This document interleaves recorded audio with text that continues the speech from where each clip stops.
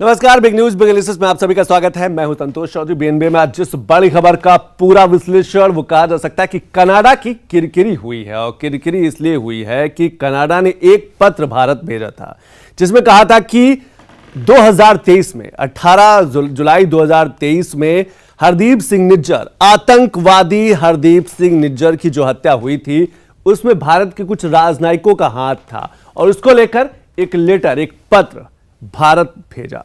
भारत सरकार ने तुरंत करारा प्रहार किया, पलटवार किया, और भारत में यानी कि देश की राजधानी दिल्ली में मौजूद जो कनाडा के मुख्य राजनयिक थे, जो चीफ डिप्लोमेट थे, और उनके साथ जो 6 और राजनयिक थे, उनको 19 अक्टूबर की रात 11:59 तक का समय तय कर दिया। यानी कि अल्टीमेटम के साथ साथ टाइमलाइन भी दे दी है उन कनाडा के राजनयिकों को, डिप्लोमेट्स को, कि आप 19 अक्टूबर की 11:59 तक भारत छोड़ दे किसी भी स्थिति में, किसी भी परिस्थिति में, क्योंकि भारत ऐसे लोगों को बर्दाश्त नहीं कर सकता जो आतंकवादी का समर्थन करते हो, जो आतंक का समर्थन करते हो। हम सभी जानते हैं कि हरदीप सिंह निज्जर के हम जब भी बात करते हैं वो भारत की एकता को लेकर, भारत की संप्रभुता को लेकर, भारत की अखंडता को लेकर, और भारत में अलगाववाद को लेकर, खालिस्तान की मांग को लेकर हमेशा से ही उसकी तरफ से बयानबाजी आती रही, उसकी तरफ से विवादित बयान आते रहे, और इसीलिए भारत सरकार के गृह मंत्रालय ने 2020 में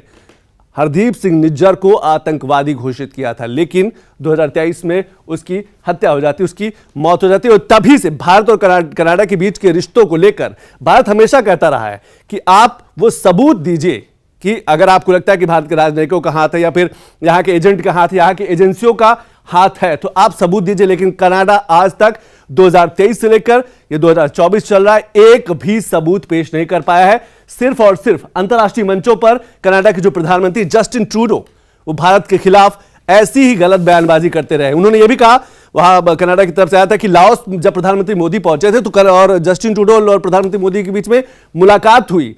मुलाकात को लेकर उन्होंने कहा कि नहीं, हरदीप सिंह निज्जर को लेकर भी बात हुई, जबकि भारतीय दूतावास ने, खास तौर से विदेश मंत्रालय ने साफ तौर पर कह दिया कि प्रधानमंत्री मोदी और जस्टिन ट्रूडो के बीच कोई संवाद, किसी भी प्रकार की बातचीत नहीं हुई है। यह सब बेबुनियाद और झूठे आरोप है, झूठी बातें हैं जो जस्टिन ट्रूडो अलग अलग अंतर्राष्ट्रीय मंचों पर कह रहे हैं। लेकिन जब हम कनाडा की बात करें और खासतौर से हरदीप सिंह निज्जर की बात करें, उस अलगाव आतंकवादी की बात करें, तो एक बार टाइमलाइन भी देख लेते कि आखिर उस घटना की शुरुआत कहां से हुई, और तब से लेकर अब तक जो विवाद चल रहा है, भारत और कनाडा के रिश्तों के बीच में जो दूरियां आती जा रही है, जो खटास बढ़ती जा रही है, जो टकराहट बढ़ती जा रही है, उसकी एक टाइमलाइन। 18 सितंबर जस्टिन ट्रूडो ने भारत पर निज्जर की हत्या का आरोप लगाया। कनाडा ने एक डिप्लोमेट निकाला, भारत के एक डिप्लोमेट वहां से भेज दिया। 19 सितंबर के आप देखिए, भारत ने एक डिप्लोमेट को यहां से निकाला, यानी कि तुरंत भारत ने पलटवार किया। जब 18 सितंबर को आरोप लगाया, जस्टिन ट्रूडो ने भारत पर आरोप लगाया कि जो आतंकी है हरदीप सिंह निज्जर, उसमें यहां के राजनयिकों का, यहां के एजेंसियों का, या यहां के एजेंट्स का हाथ है। 20 सितंबर को भारत ने एक एडवाइजरी जारी की, वहां पर कनाडा में रहने वाले लोगों की सुरक्षा को लेकर और सतर्क रहने को कहा, क्योंकि कनाडा में 18 लाख से अधिक भारतीय रहते हैं।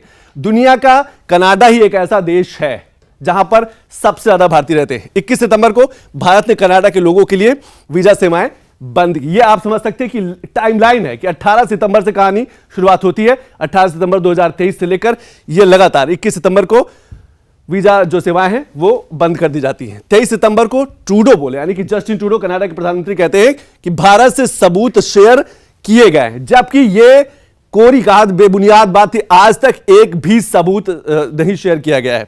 13 अक्टूबर को कनाडा ने भारत को एक चिट्ठी भेजी, उसी चिट्ठी का जिक्र कर रहे थे जो 13 अक्टूबर यानी कि कल जो चिट्ठी पहुंची है, और उसके बाद जो विवाद शुरू हुआ है वो आप देख ही रहे थे। लगातार जो डिप्लोमेट्स है वो वापस भेजे जा रहे हैं। 13 अक्टूबर को हाई कमिश्नर संजय वर्मा अन्य डिप्लोमेट को संदिग्ध बताया। यह कनाडा की उस चिट्ठी में लिखा है कि जो भारतीय डिप्लोमेट है, भारत के जो एम्बेसडर है, जो राजनयिक हैं कनाडा में, संजय वर्मा, उनको संदिग्ध बताया उस चिट्ठी में। 14 अक्टूबर को भारत ने हाई कमिश्नर डिप्लोमेट्स को वापस बुला लिया, यानी कि संजय वर्मा के साथ साथ जो भारत के जो वहां पर डिप्लोमेट्स हैं, संजय वर्मा, उनके साथ जो टीम है उनको वापस बुला लिया। वो कब आएंगे ये भी तारीख निश्चित नहीं। लेकिन इसके साथ साथ भारत ने भी यहां के जो मुख्य डिप्लोमेट्स हैं कनाडा के, और उनके साथ साथ ये 18 सितंबर उनके साथ साथ जो 6 और राजनयिक हैं उनको 19 अक्टूबर तक 11:59 का समय अल्टीमेटम दे दिया है कि आपको भारत छोड़ना पड़ेगा। तो यह एक पूरी टाइमलाइन है कनाडा और भारत के उस पूरी घटना को लेकर कि एक आतंकी का समर्थन कैसे एक देश कर सकता है।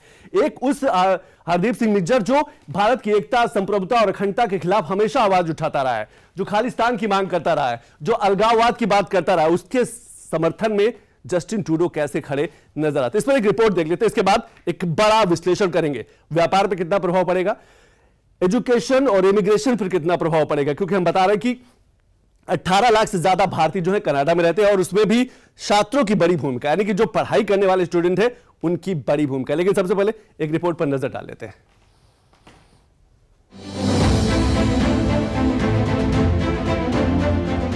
ये दो तस्वीर, पहली तस्वीर प्रधानमंत्री मोदी से जस्टिन ट्रूडो से आसियान में मुलाकात और दूसरी तस्वीर कनाडा से आई एक चिट्ठी। पहली तस्वीर को लेकर जस्टिन ट्रूडो ने एक झूठ फैलाया और कहा कि पीएम मोदी से हरदीप सिंह निज्जर की हत्या को लेकर लाओस में बात हुई और ये बात जस्टिन ट्रूडो ने कई अंतर्राष्ट्रीय मंचों पर कही। भारतीय दूतावास ने तुरंत कहा कि लाओस में पीएम मोदी और जस्टिन ट्रूडो से कोई भी बातचीत नहीं हुई है, सिर्फ एक छोटी सी मुलाकात ही थी जिसमें किसी भी प्रकार की कोई चर्चा नहीं हुई।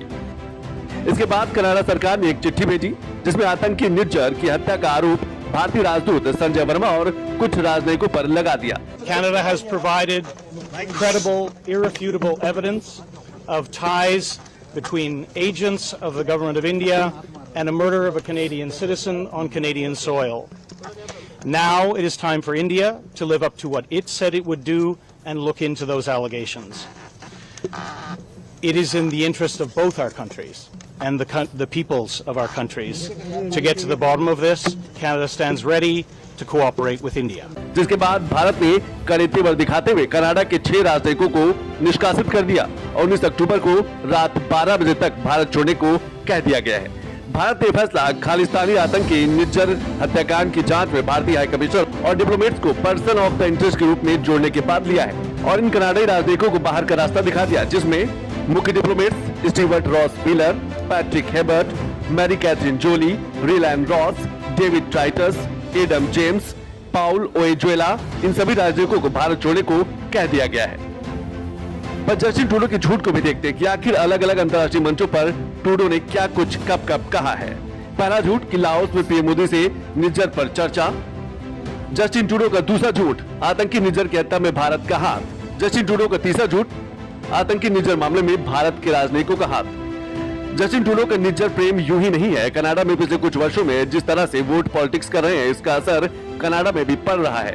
भारत के खिलाफ गलत बयानबाजी के चलते ट्रूडो अपनी ही पार्टी में अलग थलग पड़ते जा रहे हैं। लेकिन कनाडा में चुनाव में निज्जर फैक्टर को भी देख लेते हैं। अक्टूबर 2025 में कनाडा में चुनाव होने हैं। खालिस्तान समर्थकों का जस्टिन ट्रूडो का एक बड़ा वोट बैंक है।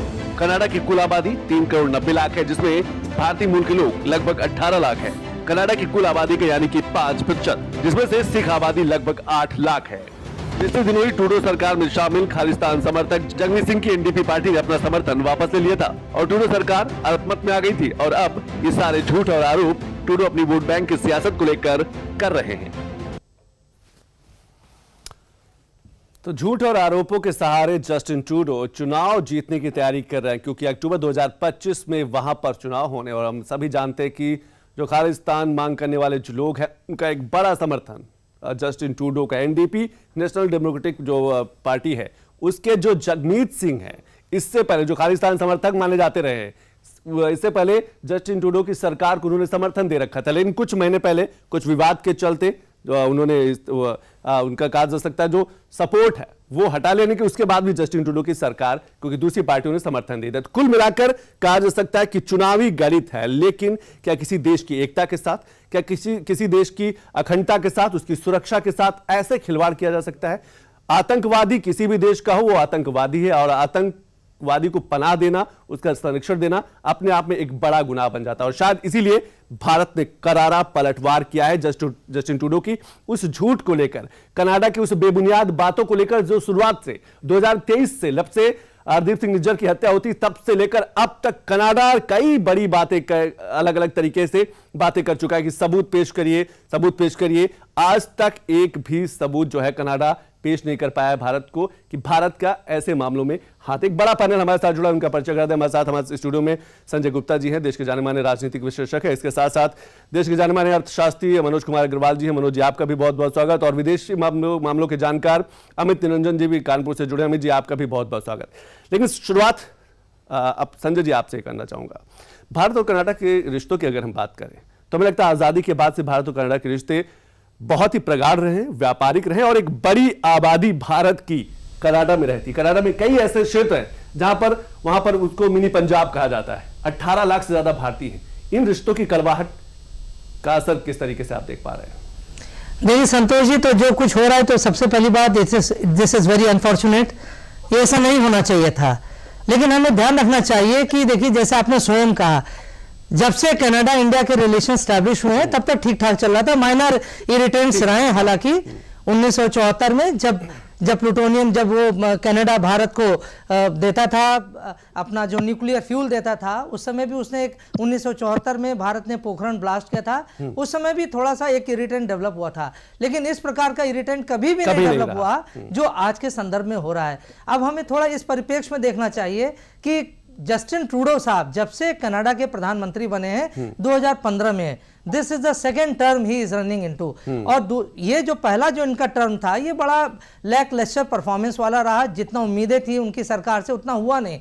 एक कारण ये है उसका, जो प्रमुख जो आजकल कुछ हो रहा है उसका एक कारण ये है कि देखिए इस समय हाउस ऑफ कॉमन्स में जो वहां की टोटल जो सीटें होती हैं लगभग 388 सीटें हैं, और 388 सीटों में जस्टिन ट्रूडो की पार्टी को 13 सीटें हैं वो कम है मेजॉरिटी के लिए। इसलिए उन्होंने नेशनल डेमोक्रेटिक पार्टी, जिसके मुखिया हैं जगमीत सिंह धालीवाल, उनसे उन्होंने सपोर्ट लिया है। जगमीत सिंह धालीवाल 15 सदस्य हैं हाउस ऑफ कॉमन्स में। और इस समय अब देखिए जैसा आपने स्वयं मेंशन किया, और ये फैक्ट है, अगले नवंबर में उनके यहाँ पार्लियामेंट्री इलेक्शंस ड्यू हैं।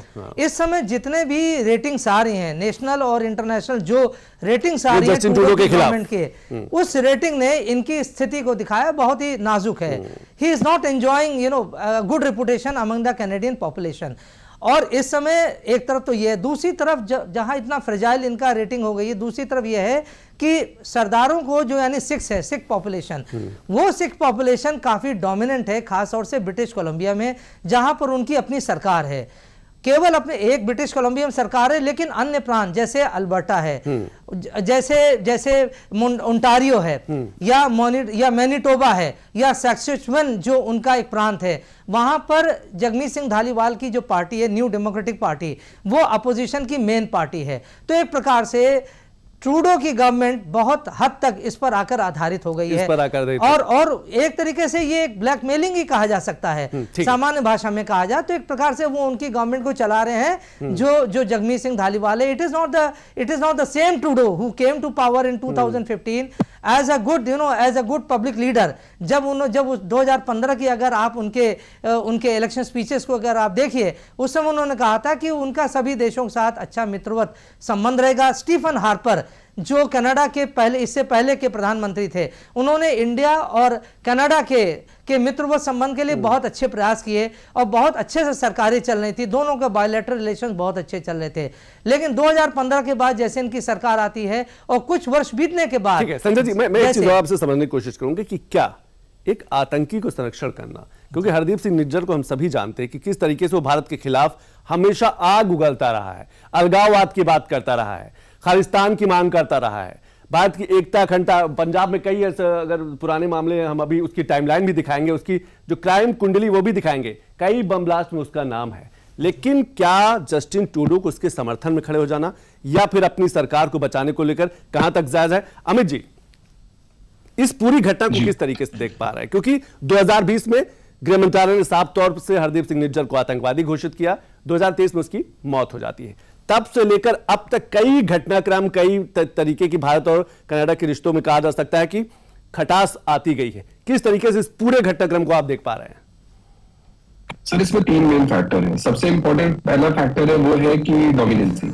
जब भी कहीं पर भी किसी भी एक समूह की डोमिनेंसी हो जाती है और उसका जैसे ही इंटरफेरेंस होने लगता है पॉलिटिकली, तो वहीं कई गवर्नमेंट के डिसीजंस कहीं ना कहीं वहां से इन्फ्लुएंस होने लगते हैं।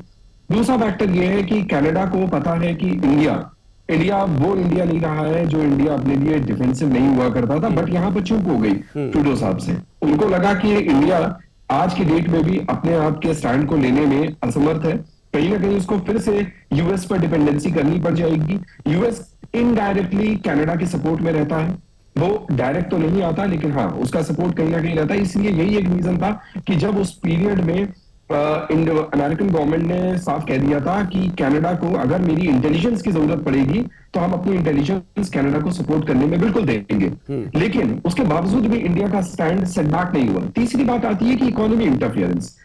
कनाडा का इंडिया में इकोनॉमिक इंटरफेरेंस और इंडिया की जो एक्सपोर्ट जो सरप्लस है और जो एक्सपोर्ट क्वांटिटीज है वो कनाडा गवर्नमेंट के जो कनाडा कंट्री है वहां पर अगर जाने की बात करी जाए तो पहले और अब के में अगर ये चीज खत्म हो जाती है तो बहुत ज्यादा असर पड़ता नहीं है इंडियन गवर्नमेंट को ना इंडियन इकोनॉमी को। तो ये जो तीनों फैक्टर है, इन फैक्टर में जो सबसे इंपॉर्टेंट फैक्टर है, द फर्स्ट वन इज कि डोमिनेंसी कैसे हो रही है। जब डोमिनेंसी उस ग्रुप की होती चली जा रही है तो वो डोमिनेंसी गवर्नमेंट के सपोर्टिव और डिफेंसिव एनालिसिस में के आइडियाज में आ जाती है। लेकिन हालांकि गवर्नमेंट ऑफ इंडिया को कोई फर्क नहीं पड़ता इन सारी चीजों से, और मुझे नहीं लगता कि कनाडा के इस स्टेप से, ये स्टेप जो पूरा का पूरा वर्ल्ड देख रहा है कि टेररिस्ट के सपोर्ट में आकर, एक टाइम यूएस ने भी आखिर अगर देखा जाए तो जो भी उसके अफगानिस्तान में जो भी एक्ट्स चले थे पाकिस्तान के अगेंस्ट में टेररिज्म के लिए, उसके भी स्टेटमेंट्स आते रहते हैं कि हम कुछ भी करेंगे, हम इकोनॉमी सपोर्ट कर सकते हैं बट टेररिज्म सपोर्ट नहीं कर सकते। तो गवर्नमेंट ऑफ इंडिया को ये पता है कि वर्ल्ड फोरम पर आकर अगर फेस टू फेस यूएस भी आता है तो उसको भी बैकफुट पर जाना पड़ेगा। इंडिया जानती है कि कनाडा में क्या हो रहा है और यही रीजन है कि इंडिया का जो स्टैंड है वो कनाडा से ज्यादा स्ट्रांग है और ये कनाडा बर्दाश्त नहीं कर पा रहा है। बिल्कुल कनाडा बर्दाश्त नहीं कर पा रहा है। लेकिन एम के अग्रवाल जी, मतलब अग्रवाल जी कैसे देख पा रहे हैं, क्योंकि जब भारत और कनाडा के रिश्ते बहुत प्रगाढ़ रहे और बड़ी मात्रा में 10वां बड़ा व्यापारिक साझेदार है भारत और कनाडा की बात करें, अगर ऐसे में भारत और सख्त रुख अपनाता है तो कितना प्रभाव देख पा रहे हैं अर्थव्यवस्था को लेकर, क्योंकि कनाडा की बड़ी अर्थव्यवस्था में भारत का योगदान है। अगर हम अर्थव्यवस्था की बात करें तो कनाडा की अर्थव्यवस्था में भारत का एक बड़ा योगदान है। मनोज जी, जहां तक कनाडा की वर्तमान स्थिति की बात आ रही भारत के साथ लेकर के, जो इनके अब तक के व्यवहार रहा है, मुझे नहीं लगता कि एक परिपक्व राष्ट्र की, एक परिपक्व लीडरशिप का ये व्यवहार हो सकता है। पहली चीज, अगर आप देखते हैं कि किसी कंट्री के द्वारा घोषित टेररिस्ट को आप अपने यहाँ का ऑनरेबल सिटीजन बनाते हैं और उसके ऊपर जो भी होता है बिना प्रमाण के, इतने बड़े राष्ट्र जिसको ग्लोबल एक्सेप्टेंस है, आज दुनिया में सबसे ज्यादा एक्सेप्टेंस किसी राष्ट्र को है तो भारत को है, तो उसके साथ इस प्रकार का व्यवहार कहीं ना कहीं, क्योंकि जैसे अभी संजय जी भी कह रहे थे कि वो पॉलिटिकली मार्जिनलाइज लीडरशिप का व्यवहार हो सकता है और अपने पॉलिटिकल इंटरेस्ट में वो अपने राष्ट्र की आर्थिक प्रगति को भी नहीं देख पा रहे हैं। दालों के मामले में जैसे देखते हैं तो भारत ने वहां से दाल का आयात कम कर दिया। हमारे यहां से जो 2.5 लाख से अधिक स्टूडेंट्स जाते हैं उनकी संख्या भी अब लगातार घट रही है।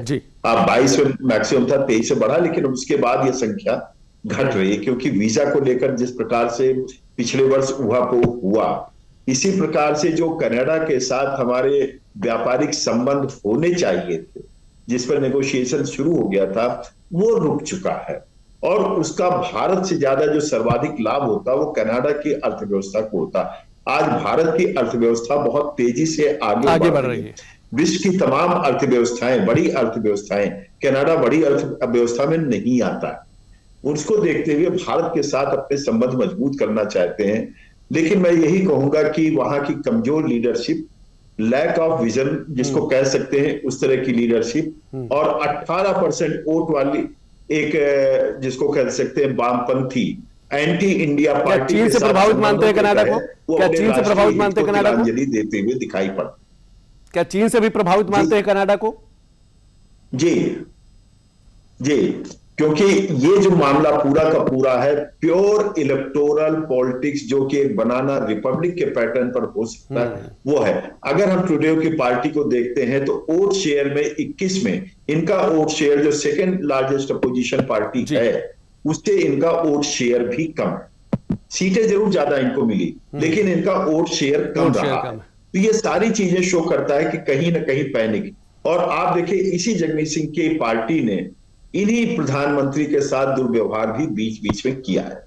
और छोड़िए, उन्होंने वहां पर भारतीयों के प्रति जिस प्रकार से कह सकते हैं कि हमारे पड़ोसी मुल्क के साथ मिलकर, औरों के साथ मिलकर के भारत को नीचा दिखाने का काम किया है, वो कनाडा के अपने आर्थिक हितों के विपरीत जाता है।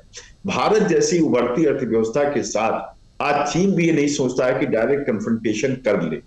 तो ऐसे में यदि कनाडा कर रहा है तो मैं यही कह सकता हूं, एक वीक अर्थव्यवस्था की ओर ये बढ़ रहे हैं। दूसरा, एक कमजोर डेमोक्रेसी ये साबित हो रहा है।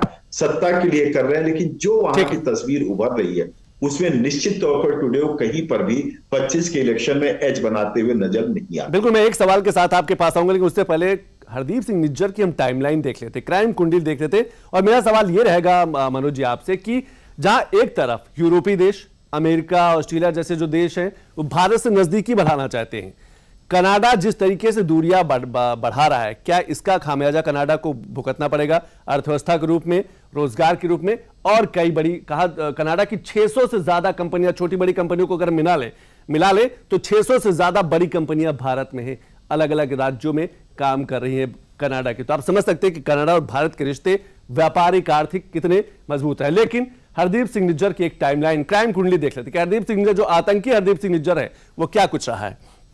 1995 में खालिस्तान टाइगर फोर्स का मेंबर बनता है। 1995 में ही पंजाब पुलिस ने निज्जर को गिरफ्तार किया। 1997 में देश छोड़कर यह कनाडा पहुंच जाता है और 1998 में कनाडा की नागरिकता के लिए आवेदन करता है। 1999 2000 के आसपास उसको वहां कनाडा की नागरिकता मिल जाती है। तो यह आतंक का सफर, हरदीप सिंह निज्जर के जो आतंक का सफर आप देख सकते हैं कि किस तरीके से भारत में अलगाववाद को लेकर, भारत में टकराव को लेकर, भारत की संप्रभुता को लेकर किस तरीके से ये आतंकी जो निज्जर है, जिसकी मौत 2023 में हो गई है, वो उसका संरक्षण, उसका समर्थन, उसको लेकर जस्टिन ट्रूडो अलग अलग अंतर्राष्ट्रीय मंचों पर क्या कुछ कहते रहे हैं। 2007 में पंजाब के सिनेमाघरों में बम धमाके में निज्जर मुख्य आरोपी माना जाता है। जो जांच एजेंसियां वो बताती है कि पंजाब के सिनेमाघरों में जब बम धमाके हुए तो उसके मुख्य आरोपी, जो मेन मास्टरमाइंड था, वो हरदीप सिंह निज्जर था। 2020 में गृह मंत्रालय ने निज्जर को आतंकी घोषित कर दिया और 2022 में भगोड़ा घोषित और 10 लाख रुपए का इनाम भी उस पर रखा गया केंद्रीय गृह मंत्रालय ने कि निज्जर के ऊपर। 2023 में 18 जून को गोली मारकर निज्जर की हत्या कर दी जाती है। अब सवाल यही है संजय जी, सवाल यही कि इतने बड़े आतंकी का समर्थन, संरक्षण सिर्फ कुछ वोटों के लिए, वोट बैंक की पॉलिटिक्स जिस तरीके से जस्टिन ट्रूडो कर रहे हैं, जिस तरीके से बेबुनियाद झूठे आरोप भारत पर लगा रहे हैं, भारत के राजनयिकों पर लगा रहे हैं। संतोष जी, तो पराकाष्ठा हो गई।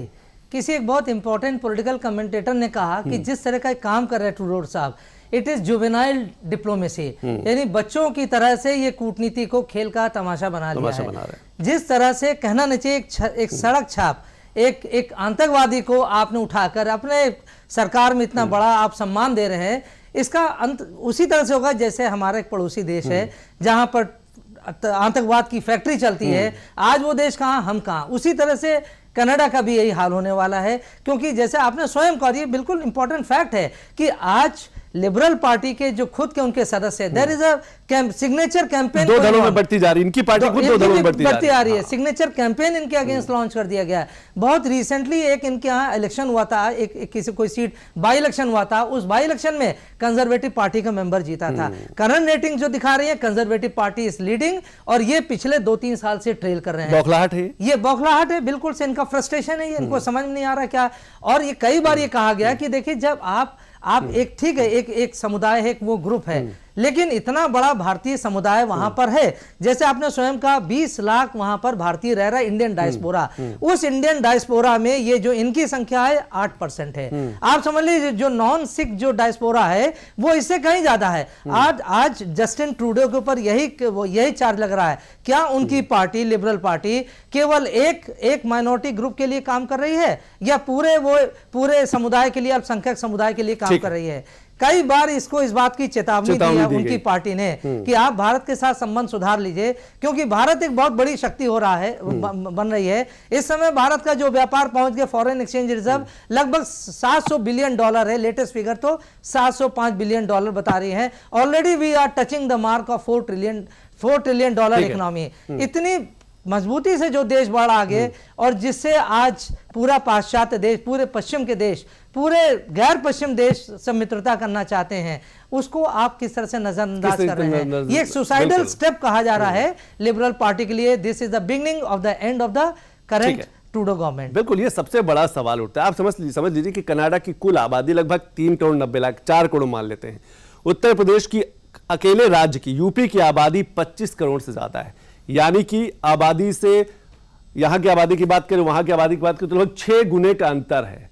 तो आप समझ सकते हैं कि आखिर, और हिंदुस्तान की हम जब बात करते हैं तो एक बड़े लक्ष्य के साथ चल रहा है। 5वीं बड़ी अर्थव्यवस्था हिंदुस्तान है और इकोनॉमिक ग्रोथ इंजन की तरह काम कर रहा है। और शायद इसीलिए दुनिया भर से लोग कह भी रहे हैं, दुनिया भर से देश भी कह रहे हैं कि जो कनाडा है वो बहुत बड़ी गलती कर रहा है। अमित जी, जिस तरीके से भारत हर एक बड़े प्लेटफॉर्म पर आतंकवाद के खिलाफ पुरजोर विरोध करता रहा है, आतंक के किसी भी रूप का विरोध करता रहा है, भारत हमेशा कहता रहा कि हम आतंकवाद का साथ समर्थन नहीं कर सकते। ऐसे में कनाडा जैसे देश की हम बात करें, 18 लाख भारतीय हैं, बड़ी अर्थव्यवस्था में उनका योगदान देते हैं, एजुकेशन में बड़ा योगदान देते हैं, बहुत कम से कम 1.5 से 2 लाख, हमें लगता है कि इससे ज्यादा 7 से 8 लाख जो विद्यार्थी होंगे वहां पर पढ़ाई कर रहे होंगे। ऐसे में कनाडा की तरफ से ऐसे बयान आना, एक आतंकवादी का समर्थन करना, कहीं ना कहीं कहा जा सकता है कि वो उसकी जो रणनीति है, जो वो है, वो फेल है। सर, इसमें कनाडा का जो रूल है वो बिल्कुल साफ दिखाता है कि देखिए, सिंगल पर्सन, यहाँ पर ये कनाडा को अगर मैं एक छोटा सा पॉजिटिव पॉइंट भी रखूं तो कनाडा एज अ कंट्री को रिप्रेजेंट करने वाले एक प्रेजेंट गवर्नमेंट के लीडर के द्वारा दिए गए स्टेटमेंट के बीच में अगर इंडिया और कनाडा के रिलेशंस को हम स्पॉइल करने की बात करते हैं तो कहीं ना कहीं कैनेडियन इकोनॉमी और इंडियन इकोनॉमी लीडर्स बदलते रहेंगे। अमित जी, आपकी आवाज कुछ, हमें लगता है नेटवर्क की प्रॉब्लम है शायद, इसीलिए आवाज आपकी नहीं आ पा रही है। मैं दोबारा इसी सवाल के साथ आपके पास आऊंगा। एम.के. अग्रवाल जी, एक तरफ हिंदुस्तान के साथ सब दुनिया के सभी देश जुड़ना चाहते हैं, यूरोपीय देशों की बात करें, अमेरिका, ऑस्ट्रेलिया जैसे सभी देशों की बात करें, वहीं दूसरी तरफ कनाडा जैसे छोटे से देश की, जिसकी अर्थव्यवस्था भी बहुत छोटी है, कितना सही मानते हैं कि भारत जैसे एक बड़ी शक्ति के साथ, बड़ी अर्थव्यवस्था वाले देश के साथ ऐसे रिश्ते बनाना, ऐसे रिश्तों पर खटास डालना? मुझे लगता है कि कनाडा बहुत ही इमेच्योर स्टेप ले रहा है। और अगर हम आज स्ट्रेटेजिक पार्टनरशिप के हिसाब से देखें तो क्वाड में बाइडेन साहब कहते हैं कि अगर मेरे न रहने पर इस क्वाड को मोदी जी आगे ले जाएंगे। क्वाड को आप समझ सकते हैं, जिस प्रकार से अभी आसियान की बैठक हुई, आसियान में जो भारत का वहां पर प्रभाव रहा, जो संबंध रहे, जो कभी चीन के अंतर्गत हुआ करता था, आज जिस प्रकार से पाकिस्तान में है, भारत आंख में आंख डाल करके पाकिस्तान को किनारे करके पाकिस्तान जाकर के अपने प्रभाव को दिखाता है चीन के सामने। तो मुझे लगता है कि शायद कनाडा बहुत ज्यादा वहां की लीडरशिप अपने छोटे से दायरे में सिमट करके रह गई, और वो पॉलिटिकल इमेच्योरिटी ही कहा जाएगा, लैक। और एक चीज और ये साबित करता है, आज दुनिया में ज्यादातर कंट्रीज लीडरशिप क्राइसिस से गुजर रहे हैं, और कनाडा उसका एक बड़ा जो है उदाहरण सामने आज आ रहा है। क्या इसकी नौबत आनी चाहिए थी कि वहां के हाई कमिश्नर को आप इंट्रोगेशन के लिए तलब करने की पहल शुरू करते? भारत के हाई कमिश्नर को आप सोचिए, जिस प्रकार से बातचीत शुरू हुई, ये कहीं ना कहीं भारत की अस्मिता, उसके अपने जो है तो अस्तित्व पर जो है प्रश्न चिन्ह लगाने वाली बात हो जाती है। तो मुझे नहीं लगता है कि कोई बहुत मैच्योर डिसीजन था। अब इकोनॉमी की जहां तक बात आती है, भारत $4 ट्रिलियन के इर्द गिर्द है, और 2 साल के अंदर भारत तीसरी सबसे बड़ी अर्थव्यवस्था होगी, और चाइना ढलान की तरफ है, चाइना के साथ इनके संबंध है। अगर हम कनाडा की इकोनॉमी देखते हैं तो उनके यहाँ डाइवर्सिफिकेशन बहुत ज्यादा नहीं है। उनकी जो अर्थव्यवस्था है नेचुरल रिसोर्स बेस्ड अर्थव्यवस्था है, बहुत बड़ा उनके यहाँ इंटरप्राइजिंग कोई ऐसी चीज नहीं है। कृषि के मामले में अगर हम देखते हैं तो भारत की कृषि को ध्यान में रखकर उन्होंने दाल का उत्पादन बढ़ाया। यहाँ मोदी जी ने आत्मनिर्भर भारत अभियान के तहत दालों का उत्पादन बहुत बढ़ा दिया। बिल्कुल, बफर स्टॉक होता है कि अगर ट्रेड बैरियर होता है तो वहां से दालों का इंपोर्ट नहीं हो पाएगा, और हो भी नहीं रहा है, बहुत कम हो गया है, तो उसका खामियाजा किसको भुगतना पड़ेगा। और जो ट्रेड एग्रीमेंट होना था, कॉमन ट्रेड एग्रीमेंट होना था, वो ट्रेड एग्रीमेंट खटाई में पड़ चुका है, और उस ट्रेड एग्रीमेंट से जो $4 से $6 बिलियन का जीडीपी का प्रभाव पड़ता, वो कनाडा के लिए बहुत बड़ी रकम होती, भारत के लिए उतनी बड़ी रकम आज के दिन नहीं है। तो कनाडा को सोचना चाहिए कि ठीक है, उनके अपने पॉलिटिकल कंपल्शन है, उसको लड़ने के और भी तरीके हो सकते हैं। ये होता है डेमोक्रेसी में, जहां पर माइनॉरिटी गवर्नमेंट होती है वहां पर इस तरह की चुनौतियां आती है, मानता हूं। लेकिन इसको लेकर के एक स्थापित मित्र देश के साथ इस प्रकार का दुर्व्यवहार करना, मुझे लगता है ये कोई बहुत समझदारी की बात नहीं है। इसकी कॉस्ट कनाडा को पे करनी पड़ेगी। भारत इसलिए चिंतित है कि भारत किसी भी एक छोटे से राष्ट्र से भी अपने संबंध नहीं खराब करना चाहता। आप ये देखते हैं तो जो तीसरी बार जब से मोदी जी आए हैं, हर छोटे राष्ट्र के साथ बिल्कुल बराबर का संबंध स्थापित कर रहे हैं। बिल्कुल आप देखते हैं शांति स्थापित करने की बात करते हैं, भले कि उनको यूनाइटेड नेशंस में भी परमानेंट सीट नहीं मिली है, उसके बावजूद अमेरिका जैसे देश कहते हैं कि रूस और यूक्रेन के बीच संबंध जो भी है तनाव वाले, उसको जो है शिथिल किया जाए, उस पर सहूलियत, तो उससे मोदी जी याद आते हैं। और कनाडा को मोदी जी में नजर आता है कि वो एंटी कनाडा, ये बड़ा दुर्भाग्यपूर्ण। बिल्कुल, ये जो आरोप लग रहे हैं कि एंटी कनाडा, या फिर कहा जा सकता है कि कनाडा में जिस तरीके की माहौल बनाया जा रहा है वो कहीं ना कहीं रिश्तों को प्रभावित कर रहा है, कहीं ना कहीं व्यापार को प्रभावित करेगा आने वाले दिनों में। इस समय एक बड़ी खबर आ रही है कि न्यू डेमोक्रेटिक पार्टी के नेता जगमीत सिंह ने भारत को लेकर विवादित बयान दिया। हमेशा की तरह जगमीत सिंह हमेशा भारत के खिलाफ बयानबाजी करते रहे। खालिस्तान समर्थक गुट है न्यू डेमोक्रेटिक पार्टी, और इसी खालिस्तान समर्थन के चलते जस्टिन ट्रूडो की सरकार भी चल रही थी अब से कुछ महीने पहले। कनाडा में सिखों में डर है, ट्रूडो सरकार पर राजनयिक प्रतिबंध लगाने की भी मांग की है, और इसके साथ साथ भारत के कई संगठनों पर भी बैन लगाने की मांग की। आप समझ सकते हैं कि ये जगमीत सिंह जो है खालिस्तान की बात करते रहे, अलगाववाद की बात करते, भारत को तोड़ने की साजिश करते रहे, और एक बार फिर ये पॉलिटिकल प्रेशर बनाया जा रहा है जस्टिन ट्रूडो की तरफ से। संजय जी, किस तरीके से लेते ये इस बड़े बयान को? Santosh ji, it is an example of pure political blackmailing. जिस तरह से उसने अब अपने उंगलियों पर नचाना शुरू कर दिया है, जगमीत सिंह ने वहां के प्रधानमंत्री, उसकी सरकार को, इतना दुखद है कुछ सोचा नहीं जा सकता। लेकिन आप देखिए, एक पार्टी के अंदर बहुत सारे चैनल्स भी होते हैं, जिसे कहते हैं एक डिप्लोमेटिक चैनल होता है, एक पीस टॉक्स करने वाला होता है, निगोशिएशंस करने वाले होते हैं। इस समय लग रहा है कि जितने सेनर वॉइसेस हैं, यानी जितने जो कुछ सेंसिबल बात कर सकते हैं पार्टी में, वो सारे दरवाजे अपने आप क्लोज करते जा रहे हैं। आप देखिए, इस दुनिया में 193 देश हैं, भारत के लगभग हर देश के साथ डिप्लोमेटिक रिलेशंस हैं। इवन जो हमारा पड़ोसी देश है पाकिस्तान, उसके साथ भी हमारे रिलेशंस हैं, डिप्लोमेटिक रिलेशंस है। लेकिन कितनी बड़ी विडंबना है कि भारत के साथ जिसके इतने पुराने संबंध थे, आज वहां डिप्लोमेसी खत्म हो रही है, डिप्लोमेटिक रिलेशंस टूट रहे हैं। बात यह आ रही है कि कहीं एम्बेसी भी ना क्लोज डाउन कर लिया जाए। यानी अफगानिस्तान में भी हमारी सरकार ने एम्बेसी को क्लोज किया, लेकिन अभी तो स्केलेटन स्टाफ फिर भी है वहां पर। लेकिन यहां पर तो लगता है सिविलियन गवर्नमेंट का, अफगानिस्तान के हालात अलग, वहां के हालात अलग थे। लेकिन यहां पर अब प्योर एकदम ये दिख रहा है कि कैसे अगर टेररिस्ट के हाथ में अगर पॉलिटिकल पावर आ जाती है, किस तरह से उसका वो मिसयूज कर सकते हैं, किस तरीके से किसी देश का दूसरे देशों के साथ संबंध बिगाड़ सकते हैं, इसका क्लियर एग्जांपल यहां दिख रहा है। दूसरी बात देखिए संतोष जी, ये है कि जो Khalistan, so called Khalistan movement है, भारत में तो इसका कोई नाम लेने वाला नहीं है। इवन पंजाब में भी कोई नहीं नाम लेने वाला है। एक आध छोटे मोटे ग्रुप्स होंगे जिसका कोई अस्तित्व नहीं है। इवन अगर हम कनाडा में देखें, जो वहां पर लगभग 4 लाख जो वहां की पॉपुलेशन, जो 8 लाख पॉपुलेशन है सिखों की, वो पूरा जो सिख समुदाय है वो सब लोग खालिस्तान के सपोर्टर नहीं है। केवल उसका एक छोटा सा धड़ा, एक छोटा सा भाग है जो मूल जो रूप से खालिस्तानी मूवमेंट चलाया जा रहा है, वो इसी तरीके के डिस्कार्डेड पॉलिटिशियंस के द्वारा, जो अपनी एक एग्जिस्टेंशियल क्राइसिस को लेकर बहुत ज्यादा चिंतित हैं।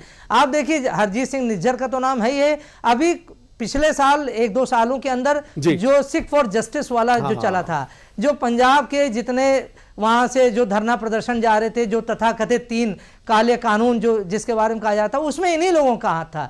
यही लोग फंडिंग भी कर रहे थे, और इसी वजह से भारत सरकार ने बार बार कहा कि ये देश का आंतरिक मामला है, आप वहां बैठकर क्यों वहां से आप पैसा भेज रहे हैं, क्यों उनका मनोबल बढ़ा रहे हैं। It is a clear cut example of interference in the internal affairs of an independent country.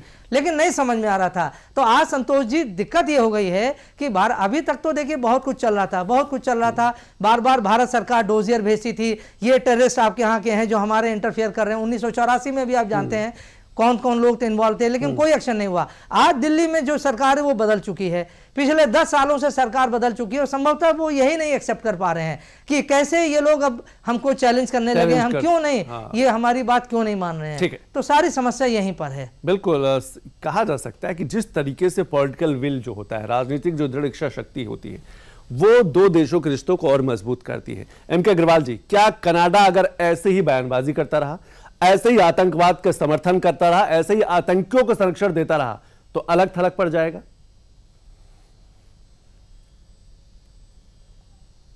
Manoj ji, आपने म्यूट कर रखा है। कनाडा आज के इंटरनेशनल कॉन्टेक्स्ट में मुझे नहीं लगता बहुत प्रभावशाली देश है। खासतौर पर जिस प्रकार की रणनीतियां दिखाई पड़ रही, अन्य देश भी इसको देख रहे हैं। उनको ये देखना चाहिए कि जहां पर क्वाड जैसे समिट में भारत की भूमिका सबसे बड़ी उभर के आ रही है।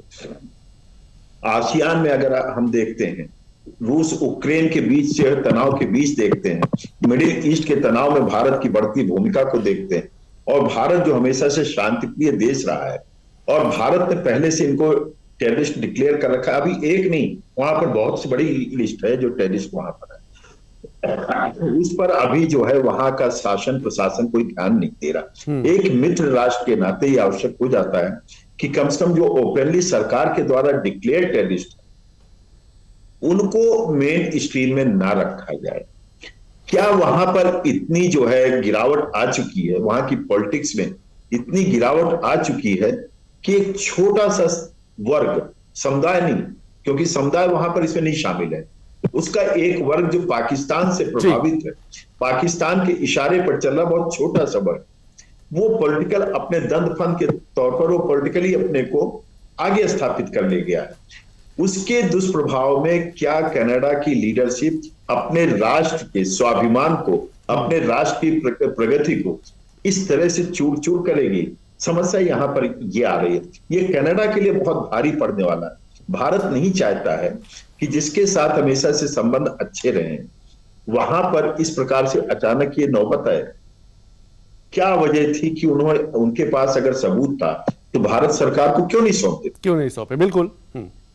और आप देखिए कि अब वो बात कर रहे हैं, ब्रिटिश प्राइम मिनिस्टर से बात कर रहे हैं इस एपिसोड के बाद, यानी कि आप अपने को खुद एक कमजोर स्थिति में रख करके दूसरे राष्ट्र के प्राइम मिनिस्टर से बात कर रहे हैं, जबकि भारत से बात करते तो शायद समाधान निकल जाता। तो मुझे यही लगता है कि कनाडा में इस समय लीडरशिप क्राइसिस बहुत जबरदस्त है, कोई पहल लेने वाला नहीं है, और इनकी जो हार सामने नजर आ रही है करंट प्राइम मिनिस्टर की, तो मुझे लगता है ये कहीं ना कहीं भयातीत है, और उसी के कारण इनके जो स्टेप्स हैं बहुत रैशनल स्टेप्स नहीं। ठीक है अमित जी, जैसा कि मनोज जी कह रहे हैं कि एक लीडरशिप जो क्राइसिस है, जो नेतृत्व संकट है, वो कनाडा में साफ दिख रहा है। एक पपेट बनकर रह गया जस्टिन ट्रूडो, कुछ पार्टियों का कहा जा सकता है कि वोट पॉलिटिक्स का शिकार हो गए हैं। क्या इसका असर आने वाले दिनों में जरूर पड़ेगा? क्योंकि जिस तरीके से वो आतंक का समर्थन करें, जिस तरीके से वो बयानबाजी करें, जिस तरीके से आतंकी संरक्षण दे रहे हैं, निज्जर को लेकर हो, जगमीत को लेकर हो, क्या आपको लगता है इसका असर आने वाले दिनों में जरूर पड़ेगा कनाडा और कनाडा की अर्थव्यवस्था पर, कनाडा के रिश्तों पर? बिल्कुल सर, कनाडा पर इसका असर पड़ने वाला ही है। इंडियन इकोनॉमी में कभी भी आने वाले वक्त में जिस तरीके से हम डेवलपमेंट की तरफ जा रहे हैं, जिस तरीके से हम 5 ट्रिलियन के अपने ड्रीम को पूरा करने वाले हैं, हमें भी लगता है कि कैनेडियन इकोनॉमी में कहीं ना कहीं उनके अगर कोई भी चीज हमारे बायलैटरल ट्रेड रिलेशंस अगर डिस्टर्ब होते हैं तो इंडिया को बहुत ज्यादा फर्क पड़ने वाला है। इनफैक्ट कनाडा को ज्यादा फर्क पड़ने वाला है। स्टूडेंट्स एक बहुत बड़ा एक रेवेन्यू कंट्रीब्यूट करते हैं उनकी इकोनॉमी में। जब इंडियन स्टूडेंट्स के लिए ही वहां पर जब इजी गोइंग नहीं होगा, चाहे हम एजुकेशन की बात करें, यहाँ पर उनके लिए जो भी कॉर्पोरेट डेवलपमेंट की बात करते हैं, तो वहां पर जब एक तरीके से जो आपका इन्फ्लो ब्लॉक होगा तो डेफिनेटली उनकी इकोनॉमी पर असर आएगा। अगर हम एक बात ये मान भी लेते हैं कि फॉर एग्जांपल कि अगर कनाडा से हमारे रिलेशन 0 हो जाते हैं तो क्या इंडियन इकोनॉमी को बहुत ज्यादा फर्क पड़ने वाला है? बिल्कुल नहीं। अगर हम $10 बिलियन के एक्सपोर्ट को हटा देते हैं, जो कि आज की डेट में इंडिया और कनाडा के बीच में कुछ मेजर 9 प्रोडक्ट्स हैं, इसमें फार्मास्यूटिकल्स का सबसे इंपॉर्टेंट रोल आ जाता है, लगभग $280 मिलियन का। अगर हम उस पॉइंट को भी हटा देते तो उसके अलावा भी इंडिया पर क्या फर्क पड़ने वाला है? इंडिया को ग्लोबल मार्केट की नजर से सारे के सारे यूरोपियन कंट्रीज देखते हैं, और इंडिया अगर ग्लोबल मार्केट की श्रेणी में आता है क्योंकि यहाँ का कंज्यूमर पर्सन बहुत बड़ा है। और यही रीजन होता है कि सारी की सारी वर्ल्ड की टॉप मोस्ट कंपनीज के जो ऑफिसेज है, उनका जो मेन बिजनेस अपलिफ्टमेंट होते हैं, उनके एक्सपेंशन होते हैं, वो इंडिया को कंसीडर करके होते हैं। दैट्स द ओनली रीजन कि हम लोग थर्ड बिगेस्ट इकोनॉमी की कैटेगरी में आकर स्टैंड होते हैं। अगर ऐसा होता है तो ज्यादा से ज्यादा नुकसान जो होने वाला है इंडिया का तो होगा, लेकिन उससे कहीं गुना ज्यादा कनाडा का होगा। बिल्कुल अमित जी, मैं आपके पास हूँ। और मनोज जी, अर्थव्यवस्था की लगातार हम बात करें, एक बार कुछ आंकड़े देख लेते कि भारत और कनाडा के बीच व्यापार कितना बड़ा होता है, किन किन चीजों का आयात होता है, निर्यात होता है, और 10वां बड़ा साझेदार कह सकते हैं, भागीदार कह सकते हैं जब हम व्यापार की बात करते हैं। और शायद कनाडा की इसीलिए किरकिरी हो रही कि भारत जैसे बड़े देश से अगर आप रिश्ते बिगाड़ते हैं तो कहीं ना कहीं दुनिया में आप अलग थलग से नजर आते हैं, क्योंकि वो भी आतंकवाद जैसे मामले पे, क्योंकि आतंकी संरक्षण जैसे मामले पे 10वां बड़ा व्यापारिक भागीदार आप देख सकते हैं। व्यापार की बात करें तो लगभग 10 बिलियन डॉलर, लगभग 10 से ज्यादा बिलियन डॉलर का जो है भारत और कनाडा के बीच व्यापार होता है। निर्यात लगभग 6.40 बिलियन डॉलर, आयात लगभग 4.10 बिलियन डॉलर। कनाडाई कंपनियां भारत में 600, छोटी बड़ी कंपनियों को अगर हम मिला दें तो 600 से ज्यादा जो कंपनियां हैं वो भारत में व्यापार कर रही हैं। और अगर ऐसे में भारत और कनाडा के रिश्ते प्रभावित होते हैं तो कहीं ना कहीं सीधा प्रभाव व्यापार के साथ साथ इन 600 कंपनियों में पड़ेगा, जिसमें कनाडा के लोग काम कर रहे होंगे, कनाडा के बड़ा यूथ जो है, युवा जो है, वो काम कर रहा होगा। संजय जी, कितने भारतीय छात्र? लगभग 2,30,000 भारतीय छात्र इस समय कनाडा में है, जो सबसे मुफीद माना जाता है। और दुनिया के सभी देशों के अगर हम जोड़ ले तो कनाडा ही एक ऐसा देश है जहां पर सबसे ज्यादा भारतीय, 18 लाख से अधिक भारतीय, कुल आबादी का 5% है। कनाडा की कुल आबादी 3 करोड़ 90 लाख, उसका 5% जो है वो भारतीय हैं। विदेशी छात्रों का कनाडा में सबसे बड़ा स्रोत है। वीजा मिलने में दिक्कत आ सकती है अगर रिश्ते और खराब हुए। कनाडा और भारत दोनों वीजा में सख्ती कर सकते हैं और कनाडा की अर्थव्यवस्था में भारत का जो योगदान है उस पर भी प्रभाव पड़ सकता है। संजय जी, कहां समझदारी देखते हैं कनाडा की हम जब कूटनीति की बात करते हैं, रणनीति की बात करते हैं, जहां एक तरफ भारत जो है हर छोटे बड़े देशों से रिश्ते और मजबूत कर रहा है, वहीं कनाडा की अपनी एक अलग कहानी है। देखिए संतोष जी, मेरा तो मानना है जब डिप्लोमेसी काम करना बंद हो जाती है तो दोनों देशों के रिश्ते भी लगभग समाप्ति की ओर आ जाते हैं। Diplomacy is the last option between two countries और बिटवीन सेवरल कंट्रीज। और इसीलिए डिप्लोमेसी कहा गया है कि जहां पर युद्ध से काम नहीं चल पाता है या युद्ध हो रहा है तो उसको रुकवाने में कूटनीति काम करती है, राजनयिक गतिविधियां काम करती है। लेकिन जिस तरह से 6 लोग यहाँ वहाँ से दोनों एक्सपेल किए जा रहे हैं, तो चाहे वो इमिग्रेशन का मुद्दा हो, चाहे वो शिक्षा का मुद्दा है, दोनों में बहुत ही संशय की स्थिति बन गई है, भ्रम की स्थिति बन गई है। कितना उनका क्या, अब देखिए यहाँ पर भी एक प्रश्न ये उठता है कि जिस तरह से ट्रूडो गवर्नमेंट का की जो नेचर है, उन्होंने क्लियरली आइडेंटिफाई कर लिए कि वो सिख्स को ज्यादा प्रमोट करेंगे, सिख्स को प्रोटेक्ट करेंगे, लेकिन जो नॉन सिख जो होंगे, जो इंडियन डायस्पोरा होगा, उसके लिए उसका कोई विशेष महत्व नहीं है। इसलिए खासतौर से देखिए पूरे कनाडा भर में गो बैक हिंदूज के नारे लग रहे हैं। जिस तरह से संजय वर्मा और जितने भी इंडियन जो टॉप जैसे काउंसिल जनरल के विरुद्ध किल द इंडियन डिप्लोमेट्स का पूरे कनाडा भर में पूरे पोस्टर्स लग गए हैं। जिस तरह से टोरंटो और वैंकूवर में अभी कुछ महीने पहले जब वो झांकी निकल रही थी उनके यहाँ, तो उसमें मिसेस इंदिरा गांधी का जो असैसिनेशन हुआ था उसका असैसिनेशन टैब्लो में डिपिक्ट किया गया था और 2 आतंकवादी उनको गोली मार रहे थे। यानी और उसके ऊपर किस तरह से उसको नेशनल मीडिया में उछाला गया था, जिसे कहते हैं सैडिस्टिक मेंटालिटी। इस सैडिज्म के साथ, इस नेगेटिव अप्रोच के साथ, तो ऐसा नहीं लगता है कि बहुत ज्यादा ये प्रमोट एजुकेशन चल पाएगी। जब तक स्थिति नॉर्मलाइज नहीं होंगी तब तक ये कह पाना कि एजुकेशन के जो बायलैटरल रिलेशंस हैं बहुत चल रहे हैं। अब जो भी जाएगा वहां एक बार सोचेगा जरूर। बिल्कुल, जो भी जाएगा सोचेगा जरूर। सुरक्षा को लेकर 2 चीजों में बड़ा प्रभाव पड़ने वाला है या पड़ेगा आने वाले दिनों में अगर रिश्ते खराब होते हैं। एक एजुकेशन, 2,30,000 से ज्यादा जो भारतीय विद्यार्थी हैं, छात्र हैं वहां पर है, और दूसरा इमिग्रेशन। लगभग 2022 के आंकड़ों की बात करें तो 2.5 लाख से ज्यादा वीजा जो है अप्रूव किए गए और उसमें से 1,70,000 जो वीजा है अकेले पंजाब के। और इसीलिए कनाडा के कई क्षेत्रों को मिनी पंजाब भी कहा जाता है, क्योंकि वहां पर भारतीय ही ज्यादा रहते हैं। लगातार प्रतिक्रिया भी सामने आ रही है, रिएक्शंस भी आ रहे हैं, क्योंकि इंटरनेशनल मामला, अंतर्राष्ट्रीय संबंधों का मामला है। और कनाडा की ने जिस तरीके से आतंकवाद का समर्थन किया, आतंकी का समर्थन किया है, उसको लेकर हम सुनते क्या कुछ कहा है। The past year and today's revelations have shaken many Canadians, particularly those in the Indo-Canadian and Sikh community. Many of you are angry, upset, frightened. I get that. This shouldn't happen. Canada and India have a long and storied history rooted in people-to-people ties, business, and trade. But we cannot abide by what we're seeing right now. Canada fully respects the sovereignty and territorial integrity of India, and we expect the Indian government to do the same for Canada. As Prime Minister, it is my responsibility to provide reassurance to those who are feeling their safety has been compromised, but most importantly, it is my responsibility to take action and to never hesitate in doing what is necessary to protect Canadians. That is precisely what we are doing today.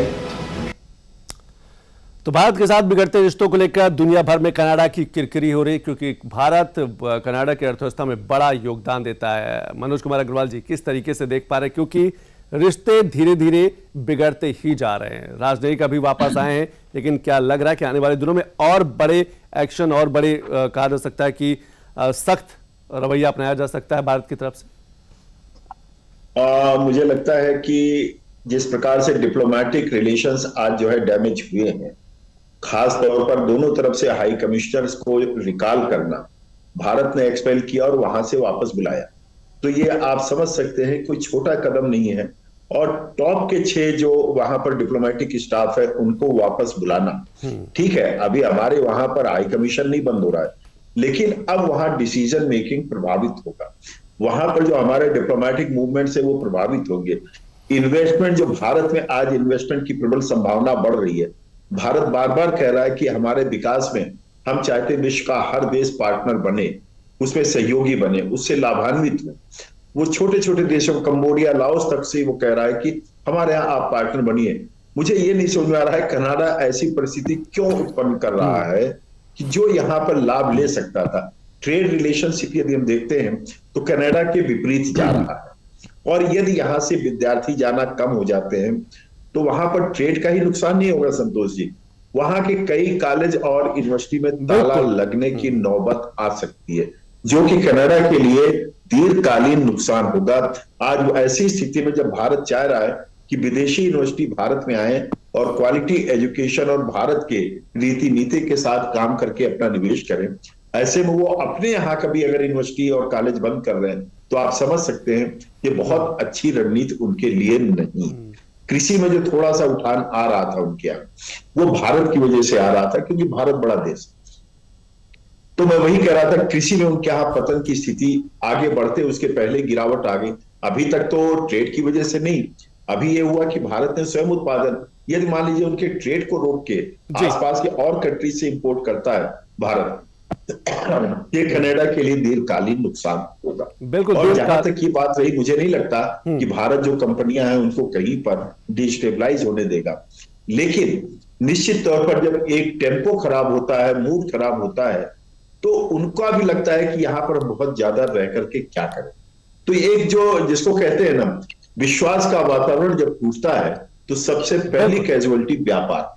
और शायद जो भरोसे की बात, विश्वास की बात की, भरोसे की बात की, इसीलिए आजादी के बाद से भारत और कनाडा के रिश्ते हमेशा ज्यादातर से अगर थोड़ा बड़ा छोड़ दिया जाए तो मजबूत ही रहे, क्योंकि एक भरोसा था। लेकिन पिछले कुछ दिनों में या पिछले 2023 के बाद जिस तरीके से परिस्थितियां बदली हैं, भारत और कनाडा के रिश्तों में जो कड़वाहट है वो लगातार बढ़ती जा रही है। अमित जी, एक लास्ट कमेंट, ये कड़वाहट क्या बड़ा नुकसान लाएगी, खासतौर से हम कनाडा के परिप्रेक्ष्य में बात करें?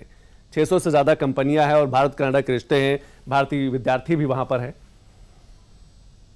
बिल्कुल सर, ये कनाडा को ही डैमेज करेगी, इंडिया का कुछ नहीं बिगड़ना है। और मैं बड़े पॉजिटिव नोट में कहता हूँ कि इंडिया एक वो कंट्री है जो अपने लिए अपने प्रोडक्टिव मीन्स निकालना जानता है।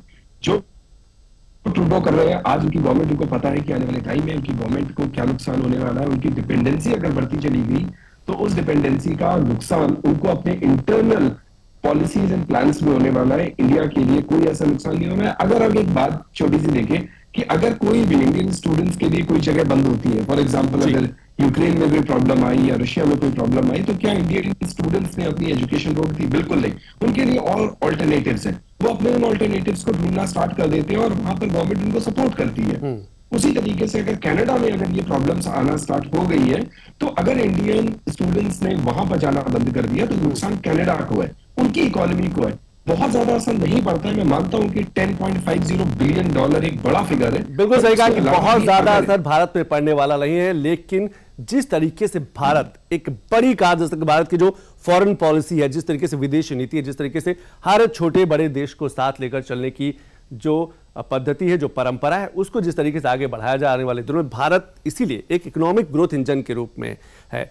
आज समय इतना ही है। अमित जी बहुत बहुत शुक्रिया, आपने समय निकाला। मनोज कुमार अग्रवाल जी आपने समय निकाला, बहुत बहुत शुक्रिया। संजय जी आप शामिल हुए, बहुत बहुत शुक्रिया। लेकिन चलते चलते एक और अंतर्राष्ट्रीय खबर पर नजर डालते हैं, वो है एससीओ। भारतीय विदेश मंत्री जो है एस जयशंकर पाकिस्तान पहुंच चुके हैं, क्योंकि वहां पर एससीओ के यानी शंघाई सहयोग संगठन की एक बड़ी बैठक 15 और 16 अक्टूबर को होने वाली। वो तस्वीरें आप पहले देखिए। ये तस्वीर आप देख सकते हैं कि किस तरीके से विदेश मंत्री जो एस जयशंकर वहां पर पहुंचे, उनका भव्य स्वागत किया गया। और ये जो शंघाई सहयोग संगठन 8 देशों का एक बड़ा समूह है। बड़ा समूह इसलिए कि रूस और चीन जैसे जो यूएनओ के स्थायी सदस्य हैं वो भी इसके सदस्य हैं। 4 परमाणु शक्ति संपन्न देश भी इस शंघाई सहयोग संगठन के सदस्य हैं, जिसमें भारत है, पाकिस्तान है, रूस है, चीन है। और इसीलिए यह बैठक बेहद महत्वपूर्ण हो जाती है। 9 साल बाद कोई भारतीय विदेश मंत्री पाकिस्तान की सरजमी में पहुंचा है। इससे पहले हमें याद आ रहा है कि सुषमा स्वराज जी गई थी 2015 के आसपास पाकिस्तान। उसके बाद अब कोई भारतीय विदेश मंत्री वहां पर पहुंचा है, और इसीलिए यह बैठक बेहद महत्वपूर्ण हो जाती है। और एससीओ का भी अपना एक बड़ा महत्व है, क्योंकि लगभग 40% दुनिया भर की आबादी इन्हीं 8 देशों में रहती है। तो बिग न्यूज बिग एनालिसिस में आज बस इतना ही। कल फिर किसी अच्छे विषय के साथ आपके सामने पेश होंगे। तब तक के लिए नमस्कार।